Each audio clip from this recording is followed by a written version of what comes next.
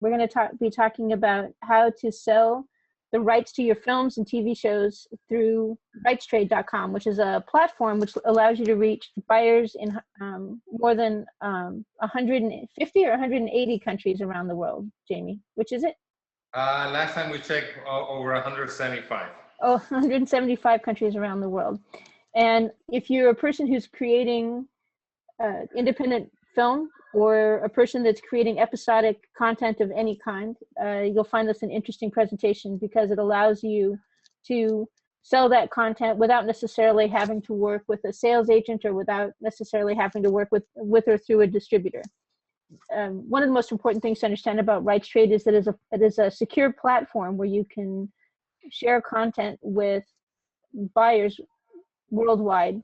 And you can also use the features on the platform to negotiate the deal that you cut with those buyers, and you create a legally enforceable contract.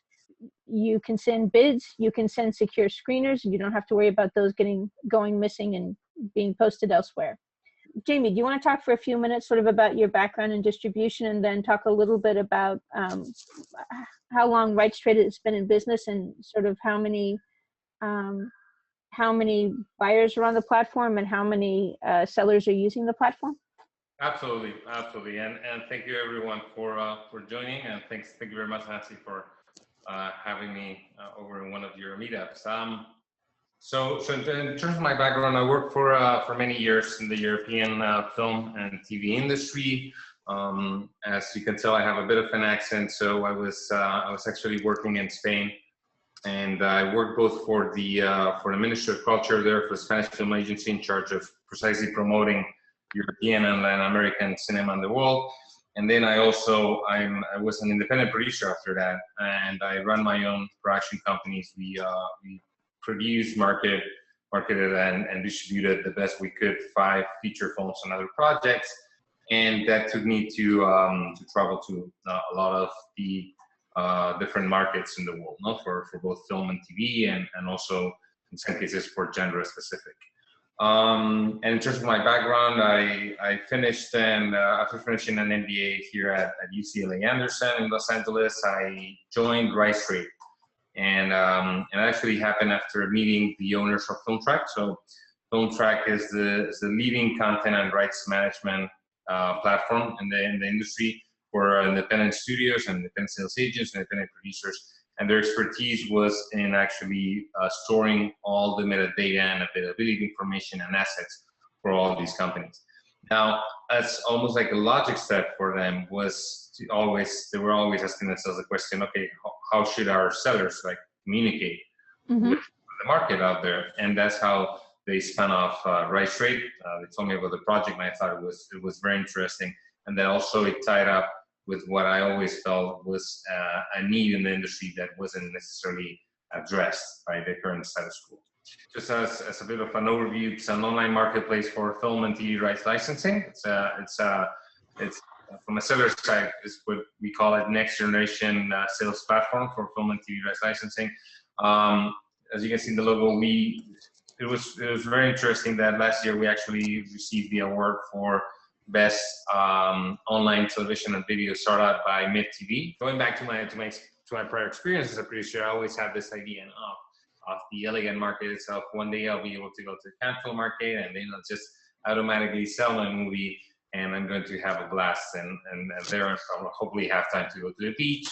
But then you actually realize that markets actually look pretty much more similar to this other reality. Markets are much more chaotic. It's the way I look at it, I think it's a really inefficient place to do business. But I do believe that there's a reason for markets to exist. Obviously, face-to-face interaction will always be important, and I think that particularly when you're trying to launch your projects, markets are great source of contacts that can lead to either co-production deals, to finding additional sources of finance that you were not accounting for, funds, also to get to pre-sales if you have a powerful cast or crew or premise, etc. But bottom line, the way I always experience that from a producer standpoint, and I'm sure that a lot of people can empathize with this, is that I was always looking, with my films, I was looking for a sales agent, because they know the market. So I thought, well, I'll just try to close my meetings with the sales agents and take it from there. But the problem is that, you're looking for sales agents and buyers, but sales agents and buyers are closing their own deals, so they're busy, And you could blame, in that sense, you could blame either the sales agents or the buyers for that. But the truth is that they don't have it much easier on their end. A buyer would like to consider more titles. They only have 3 to 7 days to actually close their deals, and it's literally impossible for them in that amount of time to meet with dozens of producers that have one film. No? And then also in many cases, there's it's not always easy to know what buyers are looking for. So in most of these cases, it's not only a matter of time, but it's also a matter of making the right connection. And then when we look at the sales agent, which in many cases from a producer standpoint, they're always seen as a bit of that necessary evil. And I must say that we do believe, and I do personally believe that there are sales agents that do a great job, but there's also a lot of sales agents that unfortunately don't, and they also work in a very obscure manner, for a producer. And well, as I'm sure pretty much almost every one of you know, the way a deal with a sales agent works is that you grant exclusive rights to license your film, usually worldwide, for a period that can range between 3 to 7 years, most likely 7, in some cases even longer terms. Although I really discourage anyone to enter with an agreement with a sales agent for more than 5 or 7 years. But in that case, once you give and they don't charge you initially, but they will take a commission fee that will usually range between 10, if very lucky, or 35, or we've seen up to 35% of the sales. Actually, some people, a lot of sales agents are now starting to charge upfront fees to, $5,000 to $10,000 to $15,000 to cover their costs upfront. Oh, really? Oh, yes. I wasn't aware of that. Well, that's a bad sign for the market and precisely for their business. But yes, in many cases, it goes from that. I didn't know that. That's interesting. Regardless of whether they charge an upfront fee, they'll always charge you, between 10 to 35% as a commission, and then they will also subtract from the receipts that they give you from the sales that they make. They'll subtract market expenses, which in many cases also it's really hard to really audit and see whether those market expenses occur or not. So in that sense, but again, I don't want to make the sales agents the evil guy in this story, because I feel like they also struggle to license a lot of. They have very big catalogs and they have a lot of buyers. And it's a bit of this 20-80 rule where like 20% of their titles is making 80% of the profit. So they really need to focus on those. And to that sense, it's just, I think it's more an efficient market experience than something that in a way is rigged by a particular agent. And that brings us to the content licensing process, extremely inefficient. As I was saying, there are different steps, from buyer being able to search for content, screen content, negotiate, close, pay, delivery, update. In many cases, it takes up to 6 months from a buyer seller perspective to close deals. And the result of this is that it's a paradox that even though there are more and more VOD buyers that are entering the market, that have entered the market in the last 5 years, we've done and seen studies that seem to indicate that around 73-75% of film and TV rights remain unsold in the first 5 years. So the other issue that we're facing, and I think that is almost as important, is the really big cost of attending these markets. So we made a study and we analyzed what could take like a small production company to actually attend AFM, Cannes, and MidCon, which are probably the 3 main film and TV markets right now in the world. even if you're able to only send 2 people to a market and you try to keep your expenses not too high, at the end of the day, you're incurring, either you or the sales agent that's representing your titles incurring in great costs. No?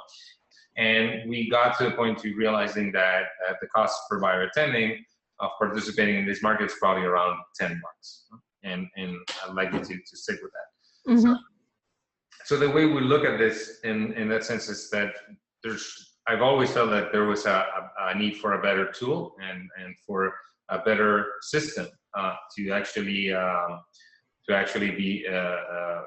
be more efficient and generate incremental sales and then reduce the cost of transactions. So bottom line, the idea would be to be able to list content and list availabilities, to share that content availabilities, to provide a platform where that content can be screened, as you were mentioning, Nancy, to provide also a platform where deals can be negotiated, closed, and signed, and that will eventually sync the rights inventories.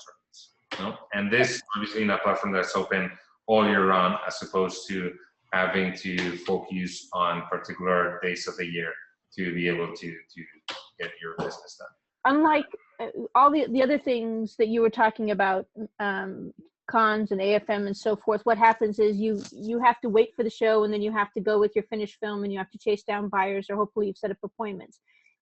What's different about the RightsTrade marketplace is that people are available 24 hours a day, 7 days a week, year round, so that you can actually reach out to them through the platform without having to wait for a conference. And also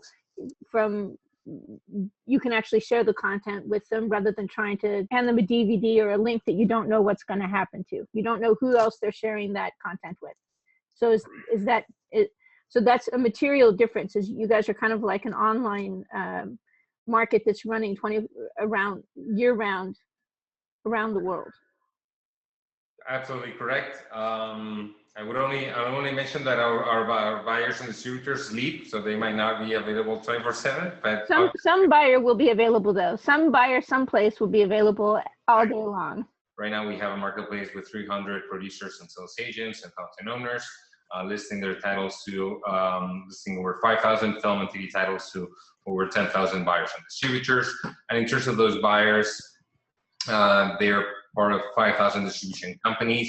I think, sorry, because this is an old presentation, but as I was mentioning before, we have over 175 countries. I think the distribution is also important. We have 36% of buyers in North America, 64% overseas. And then we have all sorts of buyers that you can think of. And I think here it's important to make the distinction. We have buyers that will be interested in acquiring all rights for a particular title, served titles, and then sub-licensing them. So those will probably look like either studios or regional distributors. We have buyers that acquire pay TV rights because they're pay TV providers, free TV broadcasters as well. Obviously a lot of digital players, but we even have buyers, ancillary buyers that might acquire rights to stream content or to show content in airplanes and cruises and boats and hotels, etc. Also home video. So we have a very diverse base of buyers, and at this point also we have more registered buyers than any other physical or online market. Bonus content. This is data, I must say, as a caveat, this is data from back in March. We did analysis on what type of content were buyers looking for, and that means that they were asking for available rights on our platform, and we took in consideration how many titles on particular genres we have on RightsTrade. And what you can see in positive and negative is whether there was a surplus of demand for those titles, or there was a surplus, and in that case it's green, or there was a surplus of offer on those titles, meaning that there's more titles than what the market is demanding. In that case it's red. And that is the type of data that we are continuously developing. So that means that, over time, we're going to have more and more data points, and we're also going to be able to provide a more and more accurate view on the market, as well as a more granular view on the market. So, down the line, it will be like how our drama is performing in Brazil, etc. Excellent. And unless Nancy, you want to, No, comment. I think it'd be great if you could go ahead and walk through how the platform. I think people now need to see the platform so they understand that it works like they would expect it to work. And they can create a profile and they can upload their content and they can start reaching out to buyers. And I think they need to understand how the contracting tools work. And I did want to ask, the contracts that you create through RightsTrade, are they enforceable worldwide? I mean, how does that? I mean, to the extent that anything is enforceable worldwide. Exactly. With that caveat, yes. We tag. We have a security API with DocuSign. DocuSign is accepted in over 188 territories in the world. Mm-hmm. So those are deals that are obviously enforceable. Then again, in some cases, our clients have their own legal paperwork in place, and we can also integrate with their legal templates. And I'll show you that in a little bit. I'm just going to get here some credentials to be able to fully access all parts of the platform. And this is actually our homepage. As you can see here, you can let me actually, sorry, because I might need another screen here. Okay, great. So as you can see here, we have right now over 13,000 members, most of them buyers, sellers, titles, and we deliver over 122,000 screeners. And when we're talking about screeners, we're talking about a seller screening their title to a buyer. There's not direct to consumer, but actually business-oriented screeners. And obviously here we are highlighting our higher profile titles and then the main page and the homepage, but we have titles from sales agents, from the producers, and also like some more independent stuff. For each of the titles that we have on RightsTrade, there's a title detail page so that buyers can actually come to the site and better understand the title, check its availability, and request a screener. No? And I'd like to show this first from the perspective of a buyer, which even though it might be like a bit of an awkward way to start, I think it's important to also understand how the marketplace helps you generate incoming leads. No? Mm-hmm. In that sense, what buyers use in our marketplace, something that it's called Right Search, which is a tool, database for them to search for available rights. So let's say, for instance, that I would be an Australian pay TV and SVOD provider, and that I'm looking for films, and that let's say that I'm looking for action and adventure and animation movies, and I could even say that I'm looking for specific companies or for specific year release, etc. I'll just keep it pretty simple for the sake of this demo. And I think here it's also important to mention that we vet every buyer individually. So that means that for every buyer that comes to the platform, we make sure that actually that buyer is working for a company that they claim to be representing. We make sure that the buyer is actually, that company is actually involved in the business of licensing rights. And we also vet them to authorize them to have access to regions that they acquire for. So if you're a TV in France, you probably won't be able to see availabilities in Germany, not to say something. So I was saying every title start in order to share my screen, that would be has buyers can then check the title details for each of these films, and they can also check the specific availability. And I think this is also important, for producers to have a mindset of a specific piece of content being a pool of rights. No? So yes. The way I think it's important to look at it is not so much that I have a film that I have to sell, but I have a pool of rights, which is a combination of, and as we can see here, region and rights group, and I need to maximize the value of that pool, maximize how much revenue I can get out of that pool. So in that sense, I think it's important to sell your rights for a high amount, but also sell or carve out as many rights as possible. Sell as few rights as possible, carve out as much as you can. No, in many cases, you might be facing deals where, you know, let's say a pay TV provider, for instance, might want to get all pay TV and all VOD rights, and they might not have actually a VOD offering.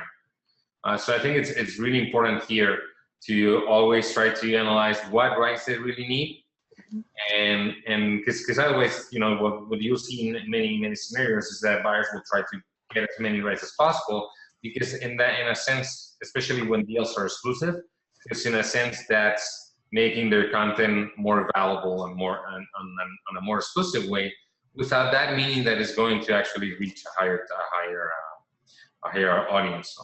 And here to the presentation, buyers can then get the rights, the specific rights that they want to acquire. They can add them to a shopping list, and then based on that, and I think this is also interesting to show. I was showing you like a list of titles that are available, but I want to show you how how we process those rights. No, and this is a different view of the same available titles. But as you can see here, we can see the titles themselves, the company that's representing those rights, the rights, the different rights, and whether, in this case, for instance, we have an interesting scenario. This title is available in SVOD, but only non-exclusive. Which means that people can buy them, but they have to be aware that somebody else has them. So would that be sort of like is SVOD like Netflix or? Correct. So that would be the scenario in which you sold rights to Netflix in Australia non-exclusively. So you can still sell them to another SVOD platform, but obviously you'll get the buyer won't be able to acquire exclusive rights, so they'll probably pay you less than if it was an exclusive deal. Now, if you close an exclusive deal on SVOD, you might have a similar case as this one, where just the right is not available, and in other cases, you know, some rights will only become available after some windows have opened. So, in that sense, I think one of the core values of RightsTrade is that we are very granular and I think subject experts on the availabilities themselves, on how we deal with rights. Mm-hmm. So this will cover a bit like how buyers find that content. Once they put it in their shopping list, then they can send inquiries, and I'll jump to that negotiation piece in a little bit. But in a similar way, sellers can also do an outreach, and they can either send avails, which is a very similar process to what I was showing you on the buyer side, or also send streamers. So, and I think this. Right. So I just want to make sure that people understand the transition you just made. So you just demonstrated a moment ago that a buyer, which could be, you know, Australian pay TV channel, or an airline that needs to acquire content, can actually go looking for films in a specific genre, or go looking for specific films, and they can see a list of all the rights, and then they can buy those rights. You're now transitioning over to the fact that producers can use this platform to actually contact buyers with rights that they want to sell, which means that if I, as a producer, can reach out to the guy that's in the Australia, I can reach out to the Australian cable channel, and I can say, I have this particular film available, and I think your audience will like it because, so I can actually pitch them through the platform. Absolutely. Thank you very much for that clarification. So I'll actually take a step backwards, and from a seller perspective, you can come to RightsTrade. Actually, any user without any visitors to the site can do it. You can come to RightsTrade.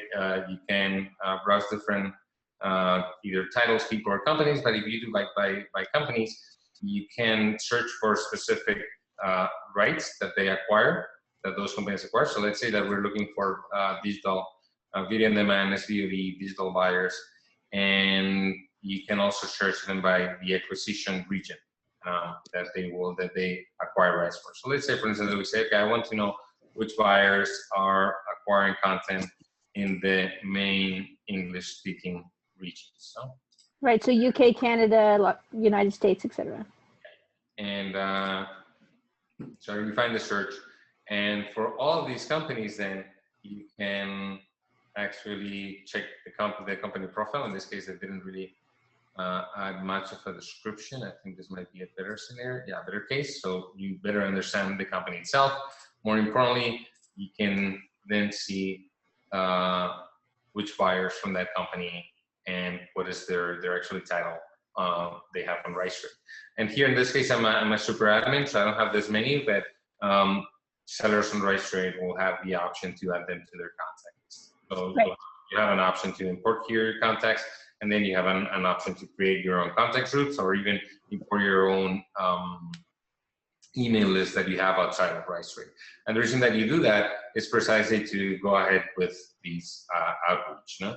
And what I'm showing you here now is how you can actually send out screeners via RightsTrade. And, Right. And this is, I think, the best way to, you know, to grant them access to your content as well as to do that outreach. Right. So you have a secure screening tool inside your platform, which allows, so unlike when you put content up on Vimeo or you put content up on any other platform, even your own website, there's not really a way to usually you can't watermark the content based upon who you're sending it to, or you can't watermark the content, and you can't track who's seen it, and you can't, it's just, and if you send it to multiple people, you can't really track which people have seen it and which people haven't. But your solution inside the platform provides that, correct? Correct. So it's a very different process than Vimeo. No, as Nancy was mentioning, Vimeo, with Vimeo you can send out links with passwords out there, and then people will be able to watch the content, and at most you'll know that you had one view for that particular link that you sent. No, in our case, it is a different flow, because the way RightsTrade works is that you authorize a user or an email address to access your content, which is always living on RightsTrade. And we do that for both the security, but also an analytics and reporting reason. And I think that the best way to explain this is just by walking you very quickly through an example. So for each project, you can have different assets, and share, you know, maybe you have a final screener, in this case a final trailer, some electronic press kit. You can share a window that you'll give sellers time to watch it. So it can be 2 weeks, it can be hours, it could be months, it could be a year, and you can add an additional layers of security. So you can limit the number of views per user, limit the number of devices, IP targeting, which I don't want to get too technical right now into that. And you can then, in this case, I'm just going to add this title. You can add several titles if you have some sort of catalog to share. And then you can send it to either any user that is currently on the system, or also to, as I was mentioning before, any email address that has not been previously registered, or you can also import your own contacts. So you have your own groups of contacts. In this case, let's say pay TV buyers. I want to send this to all my pay TV buyers. And so you can actually use this to send this to, if you have a sales agent that isn't on the platform, or anybody who isn't on the platform, you can use this to send a secure tracked screener as well. Correct. So it's not just people on the platform you can reach, but it's anybody. You can give them access to the content for a limited period of time. You can specify how long they can look at it and how many times they can watch it. And I think the reason that that's important is that if the content's not secure, it means that if your content gets uploaded onto YouTube before the rights have been sold, then the ability to sell the rights is incredibly compromised. Absolutely correct. I think it's not only a matter of whether someone might pirate your content or not. It's also making sure that the distributor that you're trying to sell the content to understands that you've been cautious enough not to have your content leaked. Because as Nancy mentioned, whether it's an illegal, whether it's legally or illegally, if you have your content out there, that obviously affects the value of the content. Negatively. And as an additional feature, you can also be notified as soon as each of these users watches the screen for the first time, copy people of your company, add messages, etc. You don't have to worry about protecting your content. There's a watermark on it, and each of the users will, and you can select where to place that watermark, bigger, smaller, top, corner.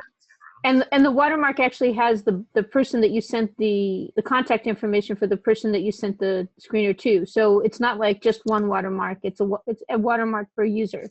So if their version of the software goes missing, then or gets posted someplace, you know who's responsible for the screw up. Exactly, and that's obviously a key disincentive, not to try to share that content illegally, And the other reason why we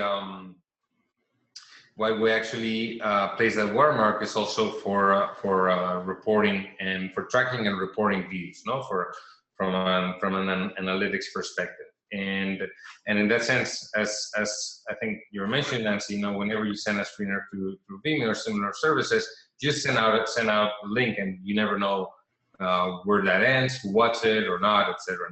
And we provide a very granular set of analytics, which not only tell you like for your total titles, like how many views you had every day, but even by project and by video asset, you can then see who's watched your content, when, and for how long.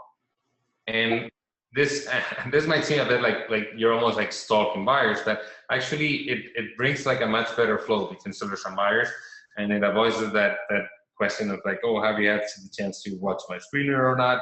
You know when to follow, when is the right time to follow up with buyers, and you can also, I think, dig into this data to also better understand the appeal of your content among different groups of buyers that you might have created. And this whole data that, by the way, you can download in Excel reports and play around with it. So, I mean, there's more functionality, but I don't want to show every little detail here. The last part of the platform that I like to show is how I'm here and jump into a testing environment to make sure that I don't actually close a deal in this process. It's what we call the deal wizard, and this is the tool for buyers and sellers to negotiate and close deals. So what I'm setting up right now is a seller screen on my left and a buyer screen on my right. And what I want to show you here is that both buyers and sellers have this sort of like inbox for the different deals that you're working on, Mm-hmm. And you have the different stages. You could almost look at this as almost like an Airbnb menu, right, on a dashboard in which you see, well, whether was the stage of my deal, whether I send an avails report, I send an offer, am I willing to hear, I received an inquiry, which is the process that I showed you at the beginning. A buyer came to the site, found the rights, and then send you an inquiry. And I'm just actually going to open one of these inquiries. So I received an inquiry from a buyer. I want to review it. They're launching a new beauty platform, and they want to know which of these titles, how much should they be paying for these rights. In this case, this is a beauty platform in South America, and this is a tool that you can use to set your own deal terms. So in this case, we support flat deals, minimum guarantees, and revenue share deals, which I think are the three most common deals in the industry. I don't know, Nancy, if you want to explain a bit the difference between those. Well, I think why don't you go ahead and take a couple minutes to talk, because I think people care a great deal about minimum guarantees because they're bankable. And so. Absolutely. So the difference, obviously, the simplest type of deal is a flat deal. They're paying you a certain amount for rights, and you're granting those rights. So revenue share deal is what you probably would enter when you license content to, let's say, to iTunes. They'll I don't know how much they're keeping right now. Maybe you have better insights than me on that, but they'll keep a percentage of every view, and they'll send you receipts of that activity. And a minimum guarantee is a different structure. It means that they'll pay an upfront amount to license that content, but upon delivery of the content in most cases. But then once there's also a revenue share component to it. So once let's say that they pay $10,000 or $100,000 for a specific title, and then there's a share of 50-50 on receipts. Right.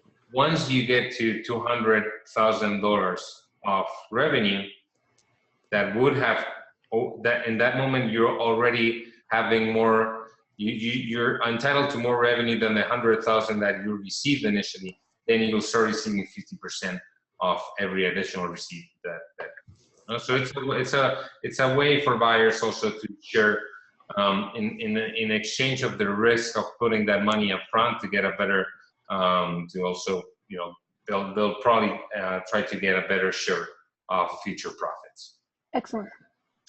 And then, so in this case, I'm just going to keep it simple here. I'm just going to say that there's a flat deal that it's going to be, they're going to, and in this case, you can select whether you're selling rights exclusively or not. In many cases, the buyer will actually tell you that. And then you say, okay, so I think these rights, I'm going to sell them for $100,000. Payment terms, you're a seller, so you want to be paid up front upon signature of the deal, if you can, obviously. Language, in this case, it's South America, so you know you have the option here to say, okay, so this is, we will provide dubbed and subtitled Spanish versions. Holdbacks, if any, apply. And holdbacks, I don't want to get also to dig too deep into specifics, but in some cases, you know, this refers also to windows, no, that you have to respect. In some cases, you might be, you might have a theatrical distributor that will not allow you, by the contract that you already signed with them, to actually sell any VOD rights for 120 days or 90 days after the release of the film. You know? Exclusions, if any, apply. In this case, we were talking about a lot of countries in South America, so maybe you could say here that Uruguay rights are not available. Delivery terms, if here's where you would set what delivery materials you can provide, well, high definition video master, but you also have a TV spot, etc. And you know, you can save changes at any point. And more importantly, as I was mentioning before, we provide a template for all based on the IFTA model, so that you can review at any given point how your deal is actually going to look like on paper. Great. That sounds excellent. I think it's actually, does it also in the delivery requirements? Does it have specifications for the content format and so forth, or is that something that you would negotiate offline? No. So well, that's a very good question. In this case, you're setting the delivery terms, but the buyer will also have a say in this. That is true that what we have right now is quite a broad definition of the different materials, and the precise specs is something that, you know, at the end of the process, we put in contact the context, the delivery context from both parties, and then they can figure it out offline. Right, I mean, but there's I think you guys have a memo place where you can actually exchange dialogue through the process, right? You can actually say, you can ask that question during the during the transaction. You can say, can you send me the formats that I have to deliver in order to go with this deal? Absolutely, exactly. What I wanted to show here is like how one of these deal memos looks like, that we do generate via RightsTrade. As you can see here, you have the titles, the territory, the languages, the term, the type of rights that you're licensing, the amount that you're selling them for, the installments, the materials that are included, and then we provide what are the exact regions that you're selling, and also what are the exact rights that you're selling. And this is where we go back to being very granular. So in terms of rights, what we created is what we call a universal definition of rights group. So trying to group rights in 8 basic categories, but then each of these rights have a very granular definition of events. And there's something that, by the way, you can change in terms of what you think is paid TV. That will be reflected at the end of the process. Right. And we also provide obviously some boilerplate content that is pretty standard in the industry. Cool. Okay, and in that sense, what I want to do here is just like to show you very quickly. You can then contact the buyer. And I'll just use here the buyer screen to show you how that looks like.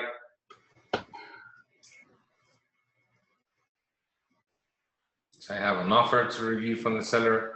As you can see here, we're tracking all the different interactions between the buyer and the seller.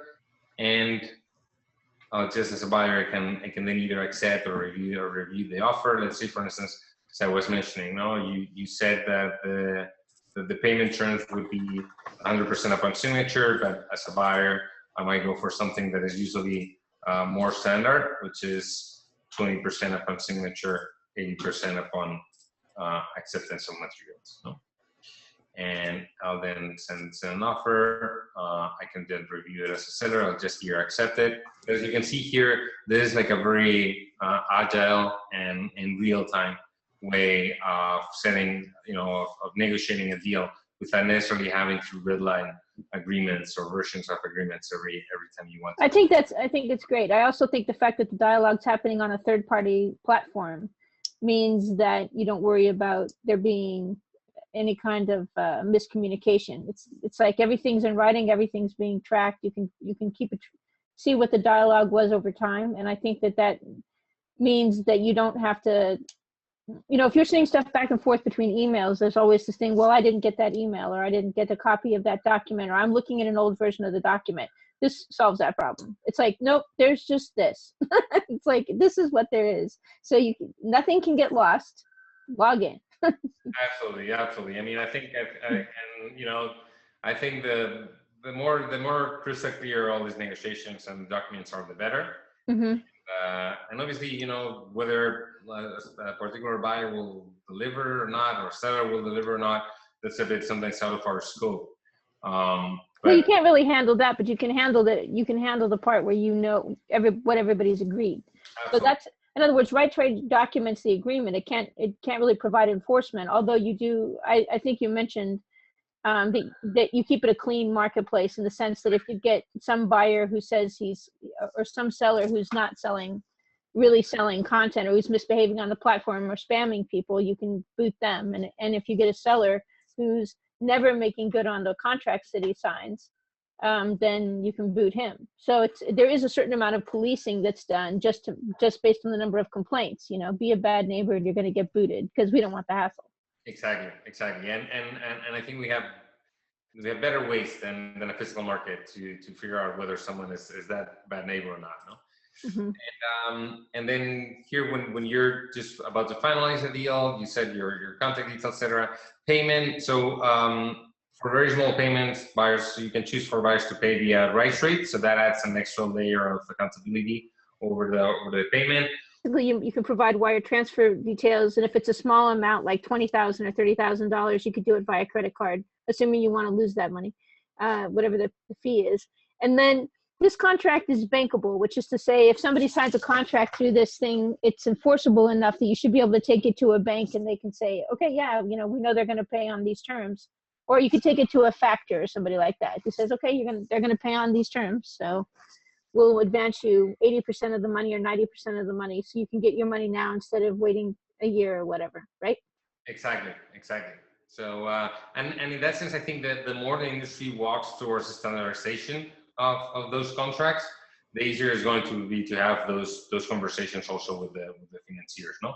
With whoever is willing to upfront certain money in exchange of installments. And in that sense, for instance, like to mention, we have a partnership with Bondit, BONDIT, which is actually a firm specialized in banking installments, and in bonding installments from content licensing. So in many cases, at the end of deals, you can also apply to receive funding, to receive that financing from certain installments. Right. So what you're saying is that you can take so anytime you have a contract from someone, you could take it to people who specialize in film funding, and you can say, will you give me money for this? And you're saying that you happen to have one you have one company that's decided that they like you well enough to become part of your attached to your platform, and correct. So you can apply to them and they're like kind of the first person you can go to, and you can see what their terms are, and then you can go to other people if you want to see if they've got better terms. Correct. And I mean, they'll obviously discount an amount on what they will advance versus the installments that you have.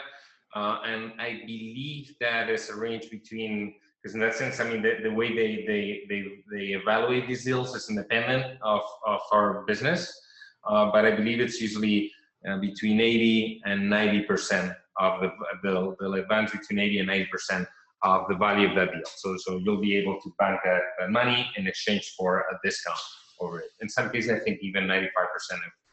I think it probably depends on how long the term is, like how long they have to wait. You know, or do they have to worry about, you know, Studio Canal going out of business in 3 years, you know, or one of those UK companies now that there's Brexit? I mean, how's that even going to work? Exactly. Great example, actually. And the last piece that I wanted to show you here is like how you can use the DocuSign to just easily finalize this deal. And when you do so, you'll have as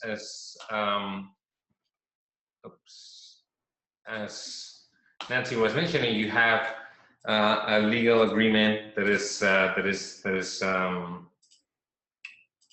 enforceable, but also bankable. If in the case of those installments, and that will also update your availability, the availability of the titles that you have sold on the system. So then, you know, if you sold Brazilian rights for Brazil for those titles will not show as available anymore. And by the way, this is the testing environment, so you'll see different numbers than I have on the other side. Right, that's fine. So the rights, so the DocuSign, so you use as part of your contract negotiation tool, you use DocuSign, which is basically the same people use here in the United States when you're signing mortgage documents. Exactly. So signing a document through DocuSign is enforceable because it is enforceable in 188 countries. Right. Okay, cool. So that makes perfect sense. So yeah, so I'm not sure which other countries are or not, but probably those are the countries that you don't want to deal with. Well, and also the other thing is another reason that it's enforceable is because it's also on your platform, and because the finished, in other words, there's like a complete trail. I reached out to this guy at this company. He signed the document. You know, he viewed the document. I got an offer through the system, and then this is the document that we signed through the system. So there's a complete paper trail, which is, I think, the way that mortgages are handled. The reason that you know that a mortgage is valuable is because, or that you can sign through DocuSign, is because they've done all the checking all the way along. Like it's a part of a continuous conversation. It's not just a document out of the middle of nowhere. Absolutely. Cool. I don't know if you have you want to open up for questions for the audience, or you have more questions or something that you want. I have a couple. I just had a couple of things that sort of I wanted to go over.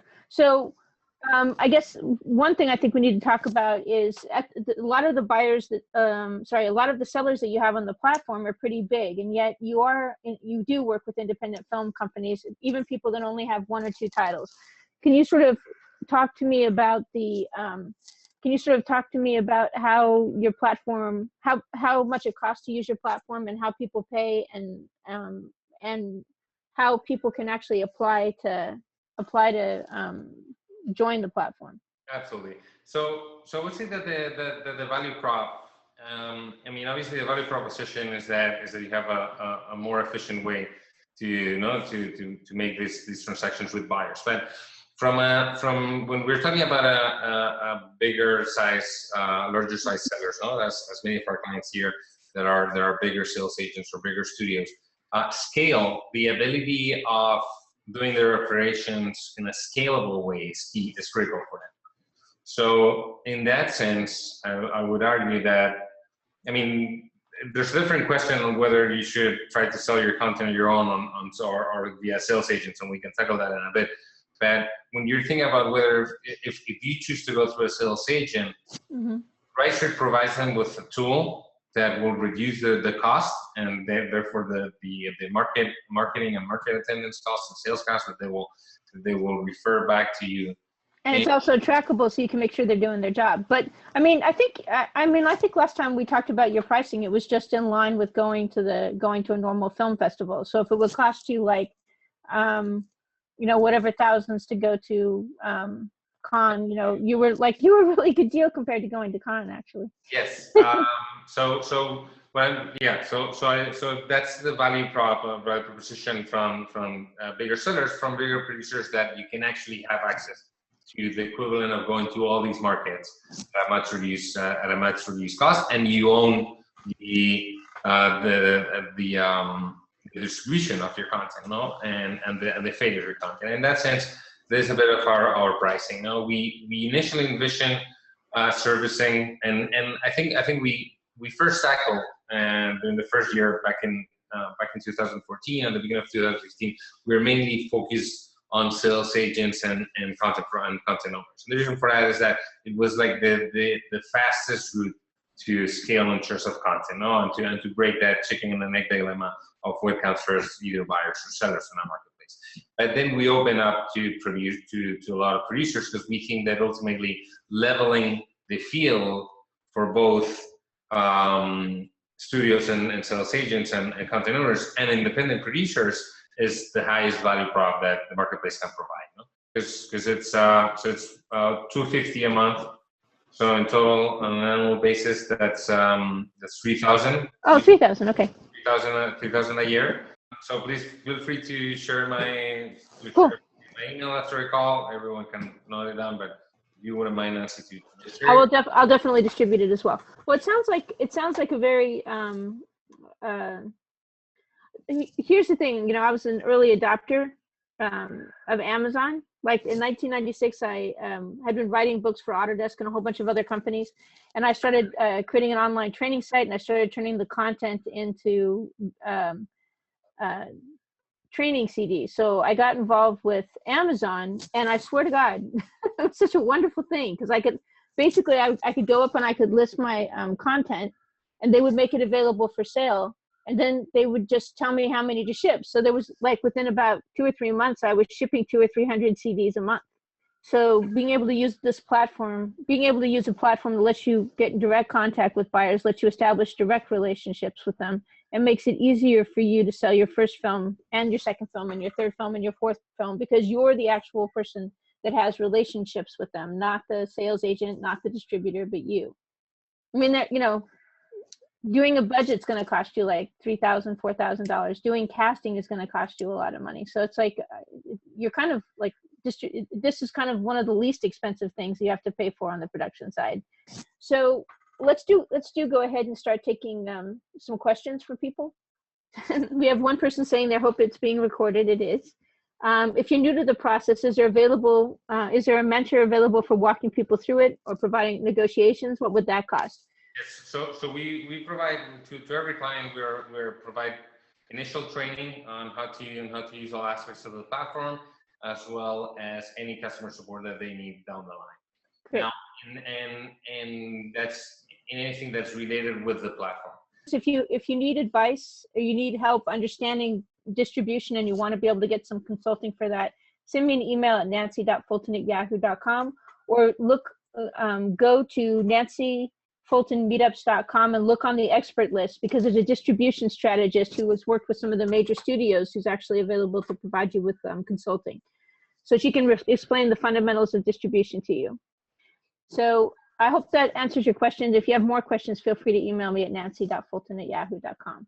I want to thank you very much, Jamie. I liked RightsTrade last time we demoed it, and I like it even better this time. So it's good to see the platform getting so much stronger. Thank you very much for inviting me, and thank you everyone for taking the call. Again, happy to take any questions, and please feel free to reach out to me.